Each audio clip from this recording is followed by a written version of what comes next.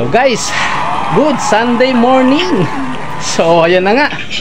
At Piodora na tayo, no? Sa Albay na tayo guys.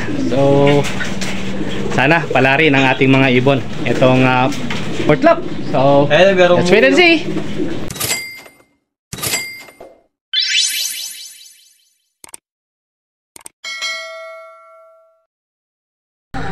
Ito nga po pala ang forecast natin ngayon para sa pagdating ng ating mga ibon mula sa Piodoran, Albay.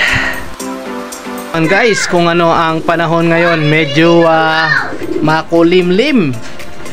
So nawa ay pala rin ang ating mga ibon sa kanilang pag-arrive dito sa ating baratang kulungan. So yun na nga, at medyo alanganin ang pag-uwi ng mga ibon dahil kukunti pa lang ang mga nagkaklak ngayon sa ating club, no? So nawa ay makauwi pa ng ligtas ang ating ibon from Piodoran sa parte ng Albay. So that is almost 400 kilometers na guys from our location. So nawa ay ipakita nila ang kakaibang abilidad sa pag-uwi sa ating mga warriors itong araw na ito. Good luck nga po pala sa ating mga kalapatids na nag-aabang din at nangangalay na sa pagtingala na hanggang sa ngayon ay hindi pa napapauwi ang mga ibon. Guys, no, 900 na lang ang ating speedan na hinihintay nitong mga oras na ito. Nawa ay makalusot pa ang ating si Red, ang ating Red na lady, Red Lady. Wow! So sana ay makalusot pa siya at pala rin dito sa ating hinihintay na from Piodoran. So medyo mahirap man ang pauwian, hoping na umuwi pa rin ang ating ibon. At ganyan naman tayong mga kalapatids, kapag naghihintay tayo dapat positive tayo. Every second counts, ika nga, napaka-importante ng bawat minuto. Tayong umasa na kapag papalapit ng oras ay hindi na uuwi ang ating ibon. At may kilala nga ako guys na puro buzzer beater, pero siya pa rin ang nag-champion sa huli dahil complete clock siya. So hindi kailangan dyan ng speed. So nakikita lang ang mga speed na yan guys kapag nagkakaroon ng tinatawag na pabilisan ng laban. Ang laban nga rito sa derby ay point system. So as long as pumupunto complete clock ang inyong ibon, malaki ang tsansa na manalo tayo sa karera. So ang speed ay batayan lamang yan guys kapag sumasali tayo sa mga pooling na kailangan ng pabilisan. Pero kapag point system, so umuwi lang at mag-clock ang ating ibon, ay napaka laki ng tsansa upang tayo ay manalo sa karera. So abang-abang lang tayo guys hanggang sa makarating ang ating ibon mula sa karera. So ito nga ang ating si Belgium, meron na siyang dalawang bagong inakay na nakaringan guys for next South race. So nawa ay makuha na natin ang tamang formula upang tayo ay managana at magpursige sa ating sinaliang sports na ito sa pangangalapate. At ito nga ang ating mga breeder na to, naglilimlim na naman, although hindi pa naiwawalay ang kanilang mga anak. At hinahanapan nga ng foster parents kung sino man sa mga kalapatids ang may gusto sa mga itlog ng mga warriors na ito, ay matama na i-PM nyo lang ako. Baka sakali ay kung malapit lang kayo rito sa akin ay maibigay ito sa inyo.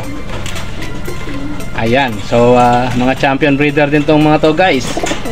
At ito nga ang ating si Edwin Mulia siblings, ay kapartner din ng isa sa mga malalupit natin.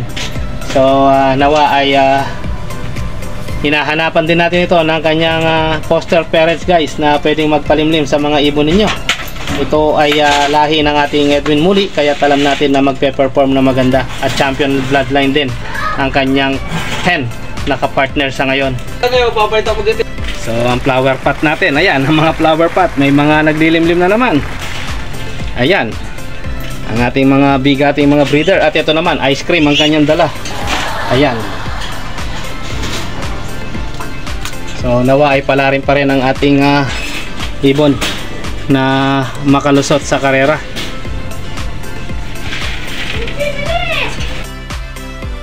So kung inyong makikita sa ating aerial views, sadyang napakalayo na talaga ng Piodoran dito sa Central Luzon. So alas 3:25 guys ang ating oras, at meron pa tayong 1 hour para sa cut-off ng ating mga ibon. Nawa ay pala rin pa tayo na makapagpauwi ngayon. Although alam naman natin kung gaano kahirap ang paglipad ng mga ibon ngayon, no, sa karera, lalo na sa parting south dahil sa sama ng panahon. Pero tayo hindi nawawala ng pag-asa na tayo iuwihan ng ating mga warriors. At malalaman natin yan guys kung sila ay magpe-perform o tatawagin na ba sila nating The Legend at kukwentuhan na lang natin ang kanilang kaganapan in the past. So yan ay magkakaroon ng katugunan 1 hour after this vlog. So let's wait and see kung uuwi pa ang ating mga off-color birds, no? So while waiting, syempre palipad muna tayo ng ating mga warriors na mga makukulit. Ayan. Kung kailan sila binibidyohan, doon nawawala. Ayan.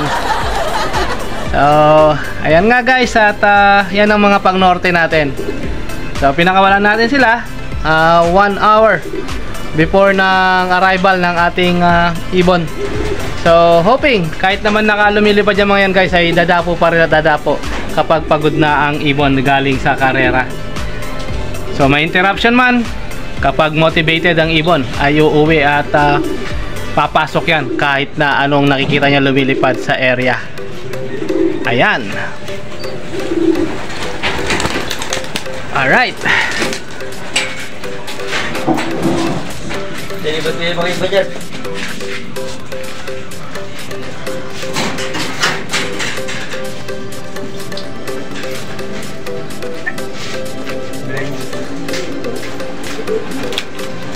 At medyo tumatanda na ang ating mga warriors. Ayan na nga. Mukhang hindi pa sila dinatingan ng ating pinaparating, pero nagdapuan na ang ating mga birdie. Nawa ay makarating pa on time ang ating hinihintay na mga off color, no? Ayan. Mukhang hingal kabayo ang ating mga birdie. Kasi nga magbabago tayo ng sistema sa kukondisyon sa mga ibon at mukhang may kailangan i-improve. Ayan na sila.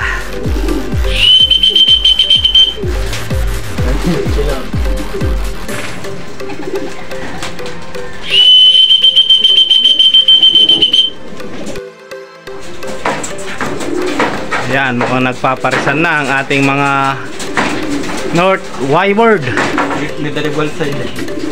Yes.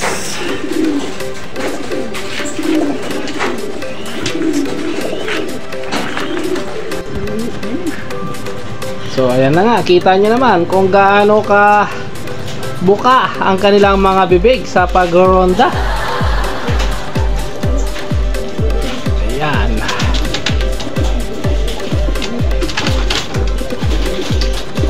Ayan na nga guys, 15:38. Ibig sabihin na 3:38 na ang oras natin. At meron pa tayong mga ilang minuto guys upang maghintay.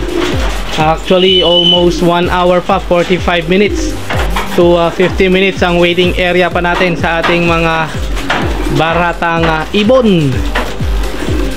So let's wait and see. Nawa ay makalusot pa sila ito sa 4th lap ng ating South Derby race.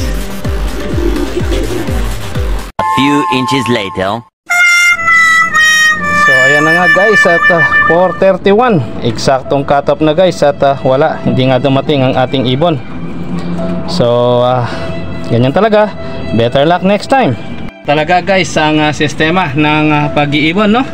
At mukhang hindi tayo pinalad dito sa 4th lap ng Pio Duran. All gun in Pio Duran, ika nga. So ganun talaga. So move on tayo at pupunta tayo sa susunod na karera na ating sasalihan.